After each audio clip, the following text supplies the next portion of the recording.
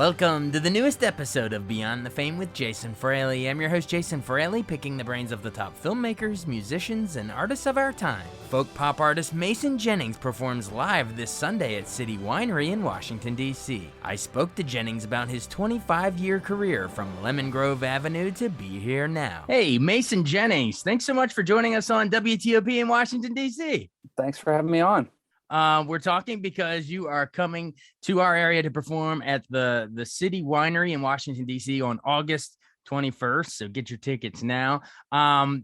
We're so excited. I have to admit right at the top, full disclosure, I had not heard of your music until about 2 or 3 years ago. It was during the pandemic. My wife swore by you. You're like your biggest fan ever. She put me on to your music during the pandemic, and it's been the biggest comfort of this whole time. So cool.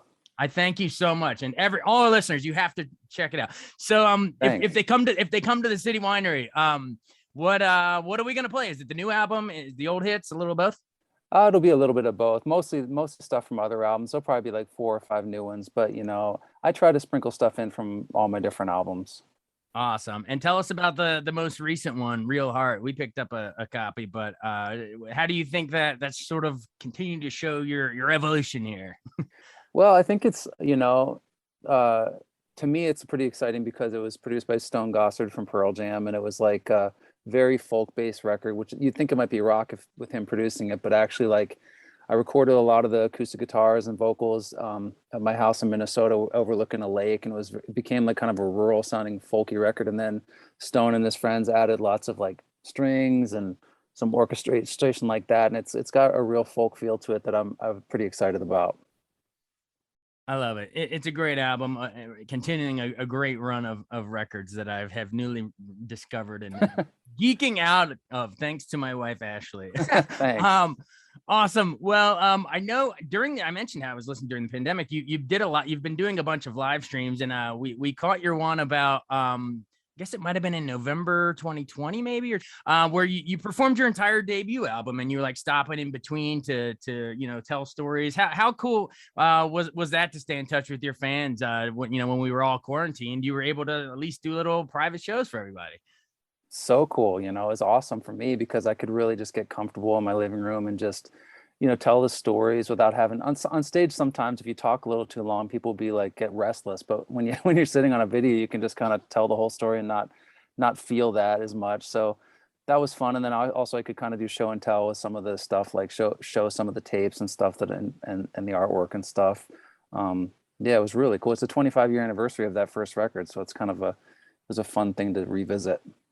Oh yeah, and those videos, I guess your wife was able to show her weavings and sell some of those, and you could sell some hand signed stuff, so it worked out. Well, yeah, you just mentioned what's the anniversary? We 25 now, on 25th anniversary of Mason Jennings, the first one, right? Yeah, 25th year of it, so pretty cool. That's insane. Well, yeah. Any memories of putting together that first one? I mean, what all was on there? You got Butterfly, California. There were so many good ones on that. Darkness Between the Fireflies. Oh, I could just geek out all day, but just memories of recording some of those. Yeah, I mean, I was like only 22, and I was actually just trying to make a demo because I went to an artist counselor and because I had a backpack full of cassette demos, and he's like, dude, you got to get it together, man. You got to make a CD of some sort so that people know what you sound like. And so I had this little duplex, and I just kind of got this reel-to-reel 4-track machine and made this. I thought it was a demo, but then I made this 8-song CD, and then I just started selling them. I tried to get a record deal, but at that point nobody was interested. So I just started selling them, and we sold like 100,000 of those CDs. So I was like, well, I guess I can just do it myself and go directly to the people. So it was kind of a DIY, and sort of surprised me, but it was really fun. I just recorded all the instruments myself in this wooden living room. I just layered the drums, bass, and guitar, and it's held up well over these years. It's been kind of a cool little boat on the waters. It's so good. I mean, thanks. I don't even mention Nothing and Big Sir and Song to Give You Hope. I mean, there's not a bad song on the whole thing. It's great. Thanks. Take me into. We noticed again, as my wife was taking me through your discography. I noticed your second album, Birds Flying Away. I noticed that there was a little bit more of a well, there was some protest stuff. It almost was like a little bit of a reggae vibe to some of it, like the Black Panther song, and when the Dr. King song as well. Take me into coming up with lines like "Think of the dead in Vietnam, think of the dead in Birmingham, asleep in a bed in a stolen land." I mean, you have some like '60s counterculture protest anthems running through your veins. I know, right? It's like, well, I think I'm just kind of a researcher, so I'm always like reading mostly. And so I think I was reading some like Huey P. Newton stuff and Eldridge Cleaver, Black Panthers stuff, and I think it just got inside the songs. And whatever I'm kind of doing at the time or interested in, just usually ends up in the song in some form or another. And so that record was, I guess, I was reading a lot of that stuff at the time. I love it. And I love reggae. I mean, I'm a huge reggae fan, so that sneaks in there here and there throughout the discography. Keep sneaking it in. We love it. It's always a nice little detour amongst the other stuff. Nice. I'm just gonna keep moving quickly through them because I'm obsessed with your albums now. But Century Spring, your third one. Tell our listeners about Sorry Signs on Cash Machines. That's a cool turn of phrase. Thank you. Yeah, I don't know where that came from. I mean, I was definitely like moving into piano music because the first two records don't really have piano. I don't think there's any piano on there, and I think I got a piano. So that Sorry Signs was kind of like I wrote that on the piano, and yeah, I don't know. I was just kind of looking towards some hope. There's sometimes you're playing those chords and there's something inside it that it felt like a hopeful song. Absolutely. I'm gonna start jumping around a little more, or else Yeah. we'll never get through it. But let's jump to Use Your Voice is arguably, well, I don't know if it's my favorite. It's right up there because It's up there. Cool. Yeah, man, the light part 2 and keeping it real, and of course, If I Had My Way. Never Gonna Leave Lemon Grove Avenue. Tell me about putting together that whole album. Well, that album was kind of interesting. And some of the songs are older. Like it was sort of I wanted to make a folk, like just a trio record. So like it's just guitar, upright bass, and little tiny drum kit. And I just wanted to be really, really sparse. And so I kind of pulled some songs from different places. Like that Keeping It Real song was actually written for the Shrek movie, actually. Oh, well, no way. Did So it just not make the cut, or? It didn't make the cut, but if you listen to the lyrics, I'm singing about ogres. But then I just figured it kind of was like Big Fat Love, We Feel Fairy Tale, all that kind of stuff. But then it ended up being just a cool love song too. So I used that. And then the Light Part 2 is actually supposed to be the first song on my first record, but I couldn't get the recording to sound right. So I just kind of saved it. And then that ended up being on there. And then I guess Lemon Grove Avenue was, I was touring a ton at the time, and I've been touring nonstop since then too, but driving through San Diego and I saw a Lemon Grove Avenue sign. So I was like, oh, I started singing it in my head and I wrote this song. I think I was on tour with Jack Johnson at the time. And so it's like a little bit of flavor of like Jack's kind of influence in there. And then I went back to San Diego and played the song, and I was like, San Diego, here's the song. And the crowd just sort of sat there like not smiling. And then the one guy goes, have you been to that avenue? That is not a cool place. And I was like, I had no idea. It sounded so beautiful. And he's like, no, there's nowhere near the ocean. It's super ugly and like rough. And I was like, oh, well, it's got a song now.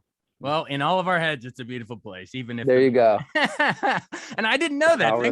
Thanks for the Shrek trivia. I didn't know. See, but you can do a Shrek song with like catchy like, oh yes, my oh my, but then switch it up to something so deep. Like what's like the Light Part 2, Explain. Yeah. Tell our listeners really quick, sort of the metaphor there, like the idea that it's just the light that's changing. It's only the light as we move through different relationships and things. I mean, I think in some ways it's like that's sort of a quantum thing, and like you can get so hung up on the physical and the facts, but then everything just kind of regenerates anyways. So like the image that came to me was an airplane, and I just remember seeing like the light from a sunset kind of moving across the land, because it was at sunset, and I was like, wow, that light just crosses everybody. Like you can't escape the light of a sunset. And then I was thinking, I'm like, well, you also can't escape the light of a sunrise either. So it just came out of that imagery, and the idea that it just all kind of, it's all circular, and and then at the end it's like it keeps saying the light that's changing, but then it's like it's the light that's breaking, which is kind of like trying to be tough, saying that your heart's not breaking, it's just the light that's breaking. You went from changing to breaking in one word. It means something totally different. I just thought the whole metaphor was great. Thanks. Trying to think. Oh, Bone Clouds, I guess, was after. Jackson Square is such a haunting. That's a storyteller song, haunting tale. And then What You Got If You Ain't Got Love, just a beautiful romance song. But the one I want to ask you about is actually my ringtone every morning now, since my wife got me into it. Be Here Now. The sun comes up and I start again every day, man. So talk about in general, talk about just sort of that concept of, just you got to live in the moment, you got to be here now. And so many of us get caught up on, mistakes of the past, or, we're hypoing about the future, but really just got to be here now. Yeah, I think I was definitely trying to learn a lot I was meditating a bunch, and I was trying to learn because I had so much anxiety. I was dealing with a lot of anxiety. And then I heard somebody say that, everything in the past and everything in the future only happens in the present moment. And I thought about that for like weeks, because I was like, yeah, there really is no other access point to the past or the future except the present moment. And then it just made me contemplate that. And I just think that song came out of that idea. Like, there's a lot of power in that. I mean, at first it kind of was like daunting, because everywhere you are, you're in the now. But then oftentimes I really struggle with going into the future, and that's where anxiety is. So staying in that powerful present it's like an instant tool to get out of anxiety, really. So that song was helpful for me. I kind of wrote it for myself, and then hopefully it's cool. It's helping other people too.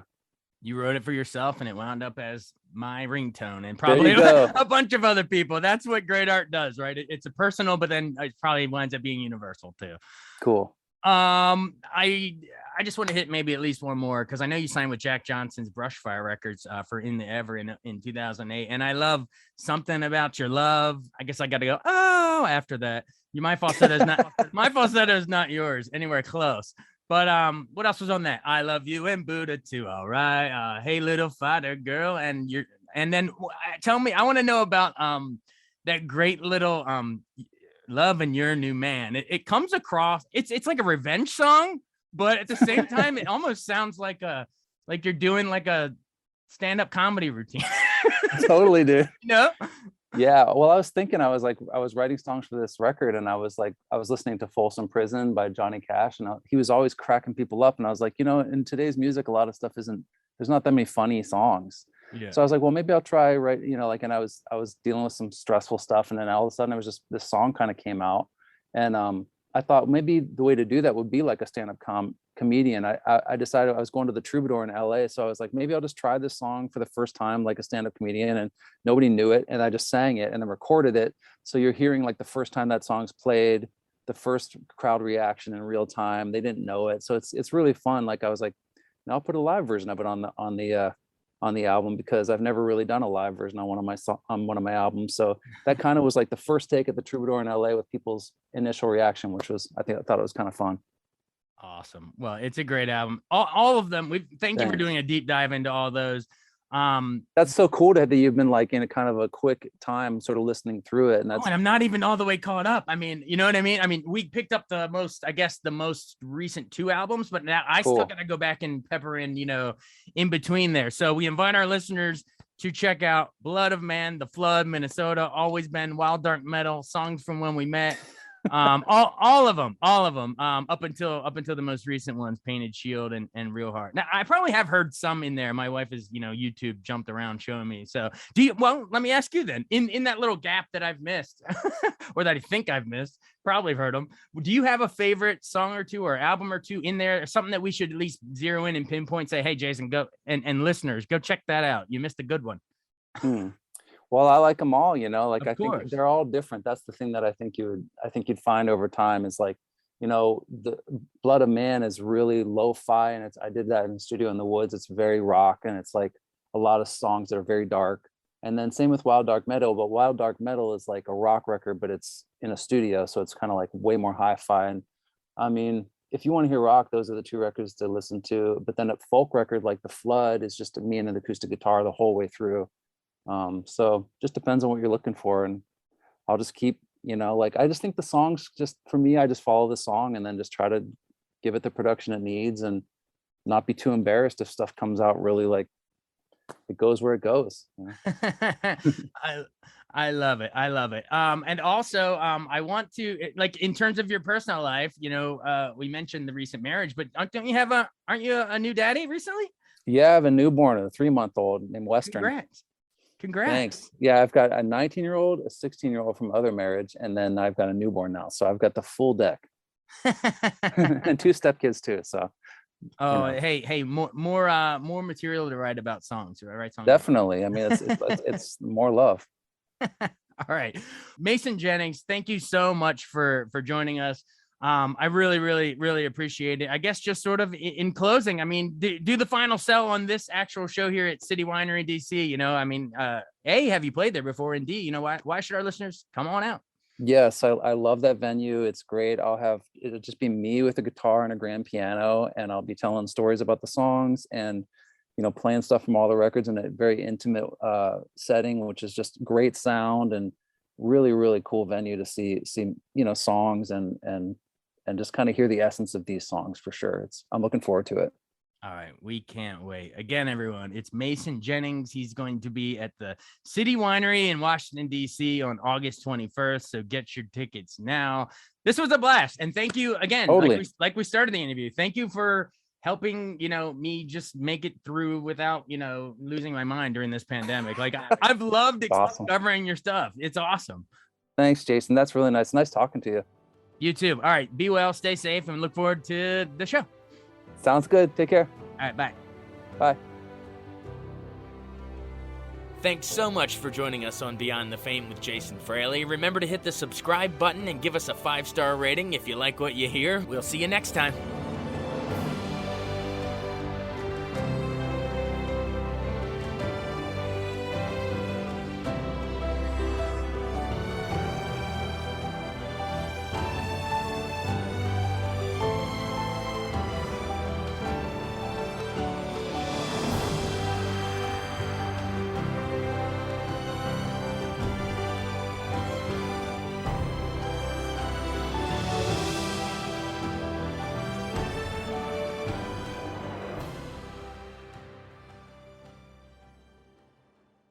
I wanted to take a second to tell you about an app I really enjoy. Living in the DC area is great, and Podcast DC gathers all of the local shows that I like all in one local app. Health, sports, local news, politics, and so much more. Podcast DC is the new local app with hundreds of DC area podcasts to choose from. I can earn exciting rewards just for listening and share the podcasts I love instantly. Available in the App Store or in Google Play, listen local with Podcast DC.